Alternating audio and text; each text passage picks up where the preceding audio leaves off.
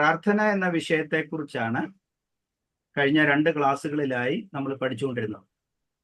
പ്രാർത്ഥന എന്ന വിഷയം വേദപുസ്തകത്തിൽ 222 പ്രാർത്ഥനകൾ രേഖപ്പെടുത്തിയിട്ടുണ്ട്. പഴയ നിയമത്തിലും പുതിയ നിയമത്തിലുമായി, വിശുദ്ധ പഴയ നിയമത്തിലും വിശുദ്ധ പുതിയ നിയമത്തിലുമായി 222 പ്രാർത്ഥനകൾ രേഖപ്പെടുത്തിയിട്ടുണ്ട്. പ്രാർത്ഥന എന്ന് പറയുന്ന ഒരു കണ്ണാടി എടുത്തിട്ട് മുഖത്ത് വെച്ചിട്ട് കണ്ണാടി വെച്ചിട്ട് വേദോത്സവം വായിച്ച വേദോത്സവത്തിന്റെ അകത്ത് മുഴുവൻ പ്രാർത്ഥനയാണ്.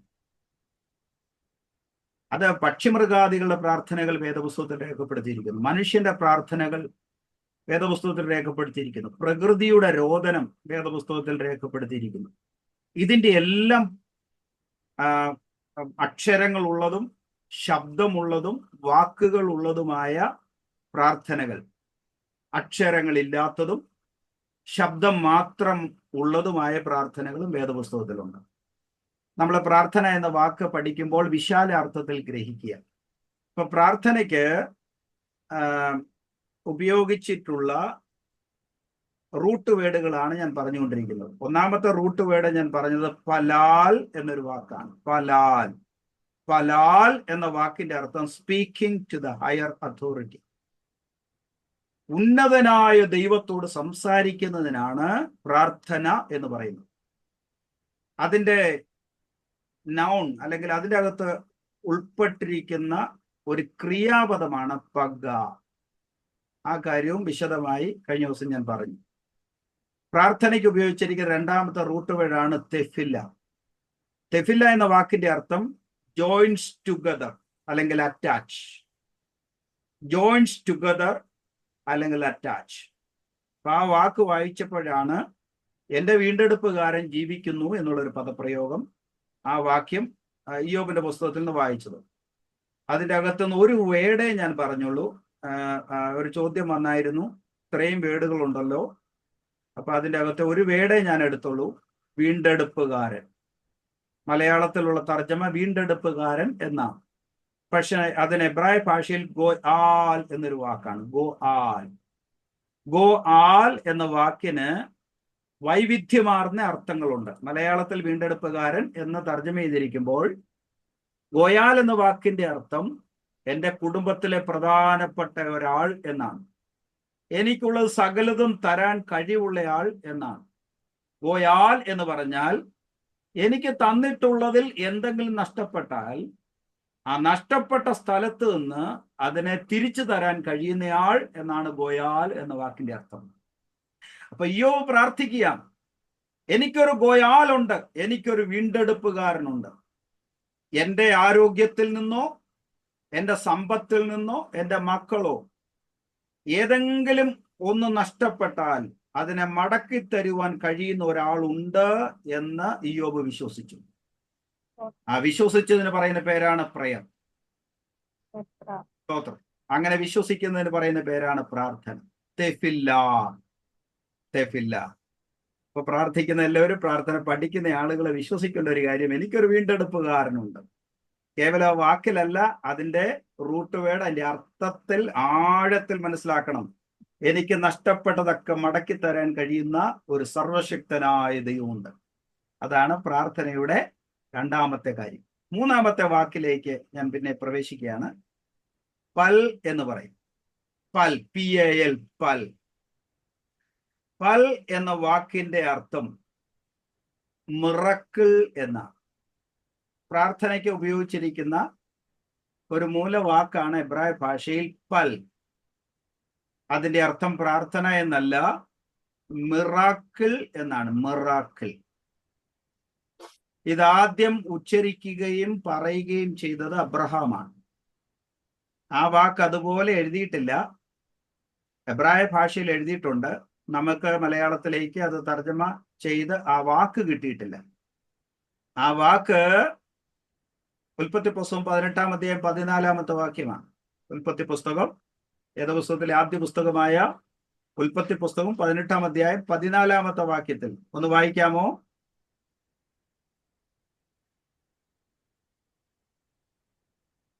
ഇംഗ്ലീഷിലോ?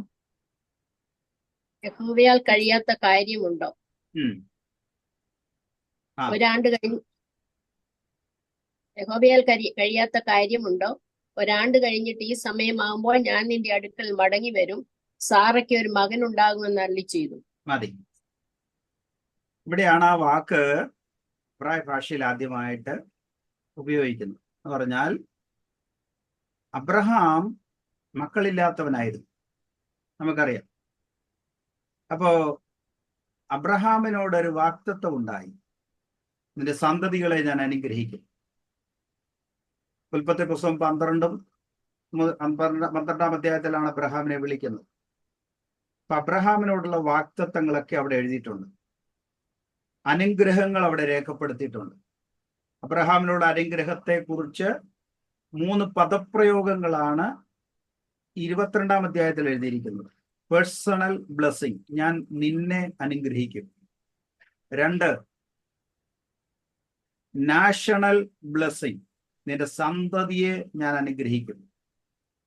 ആൻഡ് എ യൂണിവേഴ്സൽ ബ്ലെസ്സിങ്, നിന്റെ സന്തതി മുഖാന്തരം ഭൂമിയിലുള്ള സകല ജാതികളും അനുഗ്രഹിക്കപ്പെടും.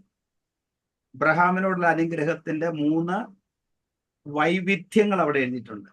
Personal blessing, national blessing and A universal blessing.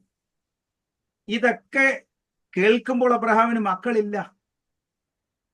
സന്തതി അനുഗ്രഹിക്കുമെന്നും സന്തതി മുഖാന്തരം ഭൂമിയിലുള്ള സകല ജാതികളും അനുഗ്രഹിക്കപ്പെടുമെന്നൊക്കെ പറയുമ്പോഴും 15 അധ്യായത്തിൽ അബ്രഹാം ചോദിക്കുന്നുണ്ട്, നീ എനിക്ക് എന്ത് തരും? ഞാൻ മക്കളില്ലാത്തവനായി നടക്കുന്നു.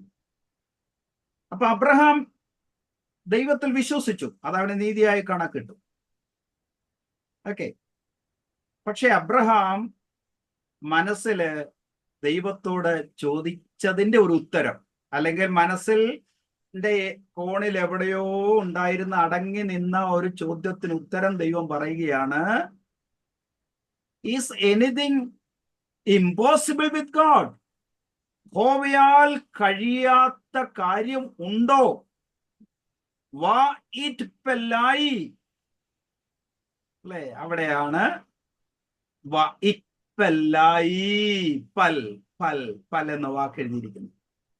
അതിന്റെ അർത്ഥം, നിനക്ക് അത് എന്നോട് പറയാൻ കഴിയില്ലായിരുന്നോ? ഞാനൊരു മിറക്കൽ നിനക്കായി ചെയ്യുമായിരുന്നില്ലേ എന്നാണ് ആ വാക്കിന്റെ അർത്ഥം. ഇത് മനസ്സിലാക്കേണ്ട കാര്യമാണ്. ഓക്കെ. വാ ഇറ്റ് പെല്ലായി, നിനക്ക് അത് എന്നോട് പറയാൻ കഴിയില്ലായിരുന്നു. വാ ഇറ്റ് പെല്ലായി അഡണായി ദവാ എന്നാണ് ആ മുഴുവാക്ക്. നിനക്കത് എന്നോട് പറഞ്ഞിരുന്നെങ്കിൽ ഞാൻ അത് ചെയ്യുമായിരുന്നില്ലേ? ഒരാണ്ട് കഴിഞ്ഞിട്ട് ഈ സമയമാകുമ്പോൾ ഞാൻ നിന്റെ അടുക്കൽ മടങ്ങി വരും, സാറായിക്കൊരു മകൻ ഉണ്ടാകും എന്ന് അരുളി ചെയ്തു. സ്തോത്രം. അതാണ് പൽ എന്ന വാക്കിന്റെ അർത്ഥം. മനസ്സിലായോ? മിറക്കൽ. അപ്പൊ പ്രാർത്ഥിക്കുന്ന ആളുകൾ പ്രതീക്ഷിക്കേണ്ടത് എന്തെന്നറിയാമോ? A miracle from God. A miracle from God. ഒന്ന് പറഞ്ഞേ, ഒരത്ഭുതം പ്രതീക്ഷിച്ച് വേണം പ്രാർത്ഥിക്കാൻ. അതാണ് പ്രാർത്ഥന മറുപടി. ഇമ്പോസിബിൾ ആയിട്ടുള്ള കാര്യം ദൈവത്തിന് പോസിബിൾ ആക്കി നിസ്സാരമായി ചെയ്തു തരാൻ കഴിയും എന്ന് വിശ്വസിക്കുന്നവരെ പ്രാർത്ഥിക്കാൻ പോകാവൂ. സ്തോത്രം. അല്ലാത്തവര് പ്രാർത്ഥിച്ചിട്ട് ഒരു പ്രയോജനവുമില്ല, ഒരു പ്രയോജനവുമില്ല. അപ്പൊ എന്ത് ചെയ്യണം? ഒരത്ഭുതം പ്രതീക്ഷിക്കണം. ഒരത്ഭുതം പ്രതീക്ഷിക്കണം. നടക്കത്തില്ലെന്ന് നിന്റെ ശരീരം നിന്നോട് പറഞ്ഞത് നടക്കണമെന്ന് നിനക്ക് എന്നോട് ഒന്ന് പറയാമോ? That is fine. നടക്കത്തില്ലെന്ന് നിന്റെ ശരീരം നിന്നോട് പറഞ്ഞത് അത് നടത്തിത്തരണമെന്ന് നിനക്ക് എന്നോടൊന്ന് പറഞ്ഞുകൂടായിരുന്നോ? സ്തോത്രം. അതാണ് പ്രാർത്ഥന എന്ന് അവിടെ എഴുതിയിരിക്കുന്നത്. അതുകൊണ്ട് ദൈവം ധാരാളം വാഗ്ദത്തങ്ങൾ, ഉറപ്പിക്കുന്ന വാക്കുകൾ ദൈവം പറഞ്ഞു. ഞാൻ ആ വാക്കുകളൊക്കെ കഴിഞ്ഞ ദിവസങ്ങളിലെ ക്ലാസ്സുകളിൽ നിങ്ങളോട് പറഞ്ഞിട്ടുണ്ട്. ഉൽപ്പത്തി പുസ്തകം 17 അധ്യായത്തിന്റെ ഒന്നാമത്തെ വാക്യത്തില് ദൈവം അബ്രഹാമിനെ പറഞ്ഞ് ഉറപ്പിക്കുന്ന ഒരു വാക്കുണ്ട്. അബ്രഹാമിന് 99 വയസ്സായപ്പോൾ യഹോവ അബ്രഹാമിന് പ്രത്യക്ഷനായി. അവനോട്, ഞാൻ സർവശക്തിയുള്ള ദൈവമാകുന്നു, എന്റെ മുമ്പാകെ നടന്ന് നിഷ്കളങ്കനായിരിക്ക എന്ന് പറഞ്ഞു. 17-ാമത്തെ 1-ാം വാക്യം ഒന്ന് വായിച്ചേ. 17:1.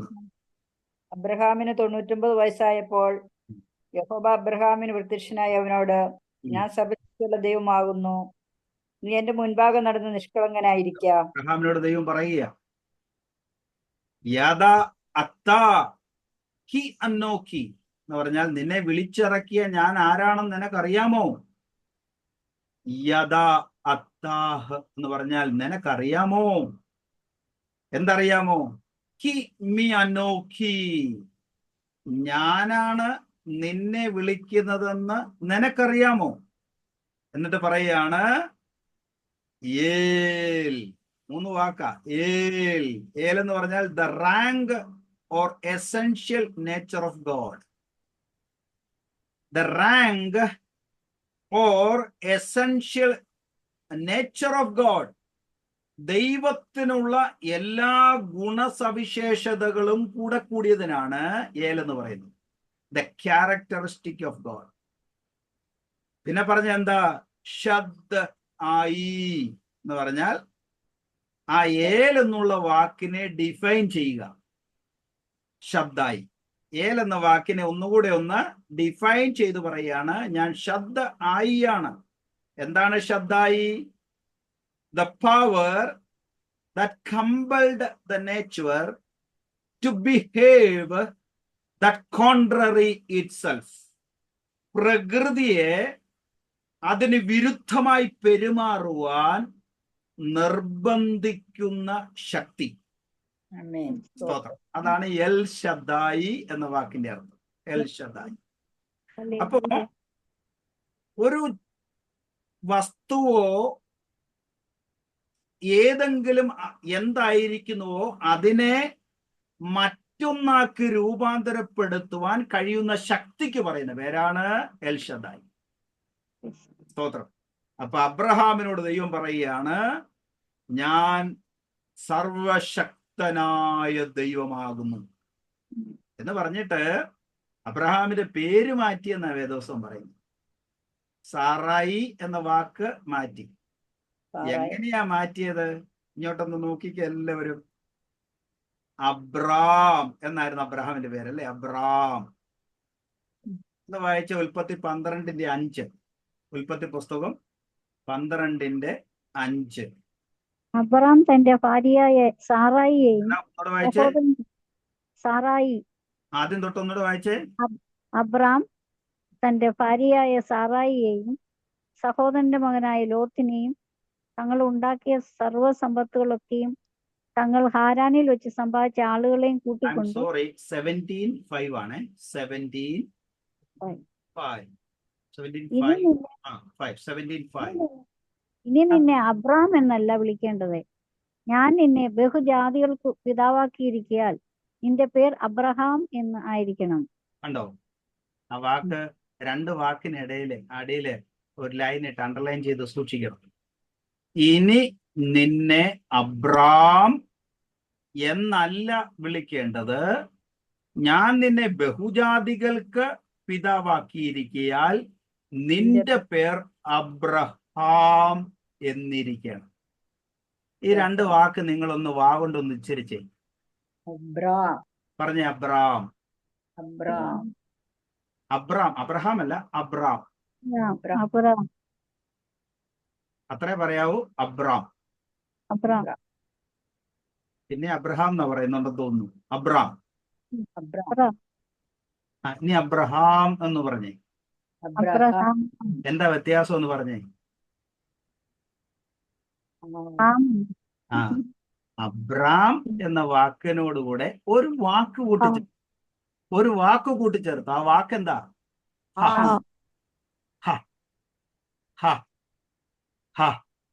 ഒരു വാക്കൂടെ കൂട്ടിച്ചേർത്ത്. അപ്പൊ അബ്രാം, അബ്രഹാം. ഈ ഹാം എന്ന വാക്കാണ് The creative power of God. The creative power of God.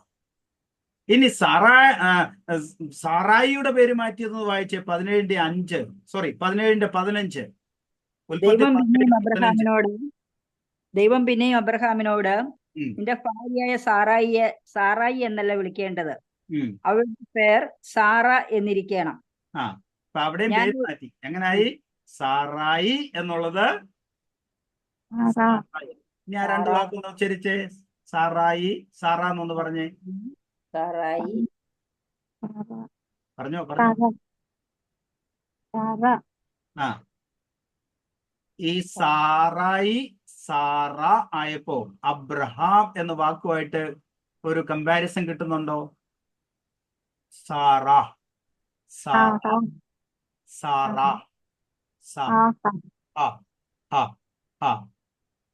മനസ്സിലായോ സിസ്റ്ററെ? സാറ, സാറ, അബ്രഹാം, രണ്ട് പേരുടെ പേരോടുകൂടെ ഒരക്ഷരം കൂട്ടിച്ചേർത്തു. ആ വാക്ക ഹ. അതാണ് the creative power of God. Creative power of God. അങ്ങനെ കൂട്ടിച്ചേർത്ത വാക്ക് എബ്രായ ലേഖനം 11:11 എഴുതിയിട്ടുണ്ട്. ഒന്ന് വായിച്ചേ. എബ്രായ ലേഖനം 11:11. അർപ്പക്ഷാദിനെ ജനിപ്പിച്ച ശേഷം എബ്രായ 11:11 വിശ്വാസത്താൽ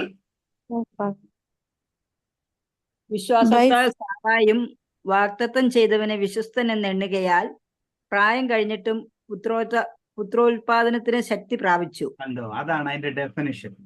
പ്രായം കഴിഞ്ഞിട്ടും പുത്രോത്പാദനത്തിന് ശക്തി ലഭിച്ചു.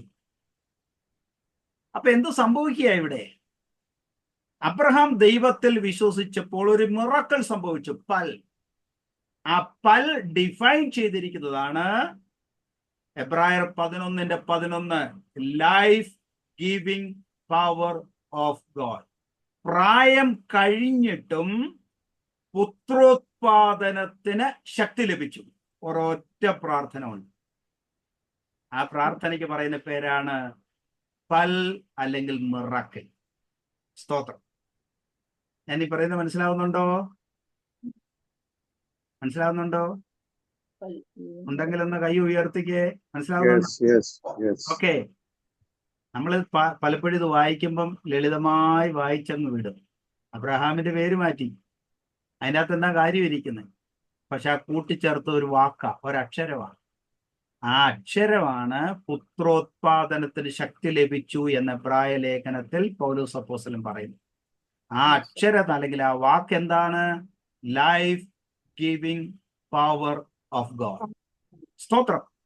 പിന്നെ ഈ സാറ, ഞാൻ കഴിഞ്ഞ പ്രാവശ്യം പറഞ്ഞു, ഈ സാറ 90 വയസ്സുള്ള ഒരു അമ്മച്ചിയെ ഈ വാഗ്ദത്തം കിട്ടിക്കഴിഞ്ഞിട്ട് അവിടുത്തെ ഒരു രാജാവ് വന്ന് മോട്ടിച്ചോണ്ട് പോയി. അത് പറഞ്ഞ് ഓർക്കുന്നുണ്ടെന്ന് തോന്നുന്നു അല്ലേ? ഈ സാറാമ്മച്ചി ഉണ്ടല്ലോ ഒരു കൊച്ചു കുട്ടിയായി തോന്നും. എന്താ ആദ്യം എന്താ എഴുതിയിരിക്കുന്ന? ഡെഡ് വൂം അല്ലേ? അവളുടെ ഗർഭപാത്രത്തിന് പുത്രോത്പാദനത്തിന് ശക്തിയില്ല. അവളുടെ സാറായുടെ ഗർഭപാത്രത്തിന് നിർജീവത്വം ഗ്രഹിച്ചിട്ടും, അബ്രഹാമിന്റെ ശരീരത്തിന് നിർജീവത്വം ഗ്രഹിച്ചിട്ടും, നിർജീവത്വം എഴുതിയിരിക്കുന്നത്, ലൈഫില്ല, ജീവനില്ല, നിർജീവത്വം. സാറായുടെ അബ്രഹാമിന്റെ ശരീരം നിർജീവമായി പോയതും സാറായുടെ ഗർഭപാത്രം നിർജീവമായി പോയപ്പോഴും വിശ്വാസത്തിൽ ക്ഷീണിച്ചില്ല. അവർ ദൈവത്തോട് പ്രാർത്ഥിച്ചപ്പോൾ നിർജീവത്വം ജീവനായി മാറി.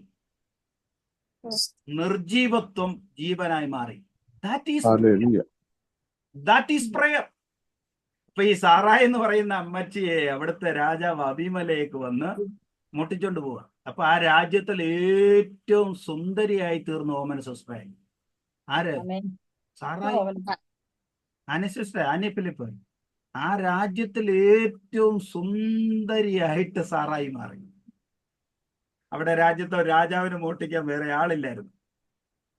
പക്ഷേ അവളുടെ ശരീരം യൗവനയുക്തയായി മാറി. ദൈവം ആരോഗ്യം കൊടുത്തു. അബ്രഹാമിന് പിന്നെ പിള്ളേരങ്ങ് ഉണ്ടാകുകയായിരുന്നു. അയ്യോ, എത്ര മക്കളുണ്ടായെന്നറിയാമോ? അബ്രഹാമിന് ആകെ എത്ര മക്കളുണ്ടെന്ന് അറിയാമോ? ആരെങ്കിലും ഒന്ന് അൺമ്യൂട്ട് ചെയ്ത് പറഞ്ഞേ, അല്ലെ ഭാര്യമാരുടെ പേരുകളെന്ന് പറഞ്ഞേ. കെതൂറയുണ്ട്, അബ്രഹാമിന്റെ ഭാര്യ ഒന്ന് കെതൂറ പറഞ്ഞോ. കെതൂറ എന്ന് പറഞ്ഞൊരു ഭാര്യയുണ്ട്. ആ, സാറായുണ്ട്, ആഗാർ ആഗാറുണ്ട്, ഉണ്ട്. കെതൂറയുണ്ട്. എത്ര മക്കളുണ്ടെന്നാ ഉണ്ടായെന്നറിയാമോ? 8 മക്കളുടെ പേര് വേദപുസ്തകത്തിൽ എഴുതിയിട്ടുണ്ട്. 8 മക്കളുടെ പേരുകൾ. അബ്രഹാമിനും സാറായിലും ഇസഹാക്ക്, അബ്രഹാമിന് ഹാഗാറിലും ഇസ്മായേല്, അബ്രഹാമിന് കെതൂറയിൽ 6 മക്കള്, സിമ്രാം, ജോക്ഷാൻ, മെദാൻ, മിഡിയാൻ, ഇഷ്ബാഖ്, ഷുബ. 6 മക്കളുണ്ടായി. സ്തോത്രം.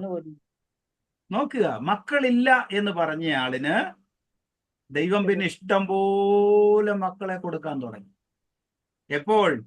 പുത്രോത്പാദനത്തിന് ശക്തി ലഭിച്ചു. എൽഷദായി. 46 പ്രാവശ്യം ഈ വാക്ക് വേദപുസ്തകത്തിലുണ്ട്. ഈ വാക്ക് എവിടെല്ലാം വേദപുസ്തകത്തിൽ കാണുന്നോ ഒരു ഇമ്പോസിബിൾ സിറ്റുവേഷനിലാണ് ഈ വാക്ക് വേദപുസ്തകത്തിൽ ഉപയോഗിക്കുന്നത്. ഒരു ഇമ്പോസിബിൾ സിറ്റുവേഷനിലാണ് എൽഷദായി എന്ന വാക്ക് ഉച്ചരിക്കുന്നത്. അതുകൊണ്ട് ദൈവത്തിൽ നമുക്ക് വിശ്വസിക്കാം. ദൈവം നമ്മുടെ സ്ഥിതിഗതികളെ മാറ്റി ഒരു ഇമ്പോസിബിൾ തിങ്ങിനെ പോസിബിൾ ആക്കി മാറ്റുന്ന ദൈവമാണ്. പൽ. ഇപ്പൊ പ്രാർത്ഥനയുടെ അടുത്ത ഒരു വാക്കും കൂടെ നമ്മൾ പഠിച്ചു. എന്താണ് പൽ? പൽ എന്ന വാക്കിന്റെ അർത്ഥം മിറക്കിൾ. ഇന്ന് എന്നെ കേൾക്കുന്ന പ്രിയപ്പെട്ടവരെ, നിങ്ങളുടെ ജീവിതത്തിൽ ഏതെങ്കിലും അസാധ്യതകൾ ഉണ്ടെങ്കിൽ, ഒരു മിറക്കിൾ നിങ്ങൾ പ്രതീക്ഷിക്കുന്നവരാണെങ്കിൽ, സർവശക്തനായ ദൈവത്തോട് പറ, എനിക്ക് അങ്ങയിൽ നിന്ന് ഒരത്ഭുതം വേണം. എൻ്റെ മക്കളുടെ ജീവിതത്തിൽ, എൻ്റെ കുടുംബജീവിതത്തിൽ, എൻ്റെ ജോലിയിൽ, എൻ്റെ വരുമാനത്തിൽ, എൻ്റെ ആരോഗ്യത്തിൽ എനിക്ക് ഒരു മിറക്കിൾ വേണമെന്ന് ദൈവത്തോട് പറയുന്ന പ്രക്രിയയ്ക്ക് പറയുന്ന പേരാണ് പ്രാർത്ഥന. സ്തോത്രം, സ്തോത്രം. അതുകൊണ്ട് ഇന്ന് കർത്താവ് നമ്മെ ധാരാളമായിട്ട് അനുഗ്രഹിക്കട്ടെ. പ്രാർത്ഥനയുടെ പുതിയ വാക്കുകളുമായി പിന്നീട് നമുക്ക് മുന്നോട്ട് വരാം. ഈ വാക്കുകളാൽ, ഈ വചനങ്ങളാൽ ദൈവം നമ്മെ സഹായിക്കുമാറാണ്.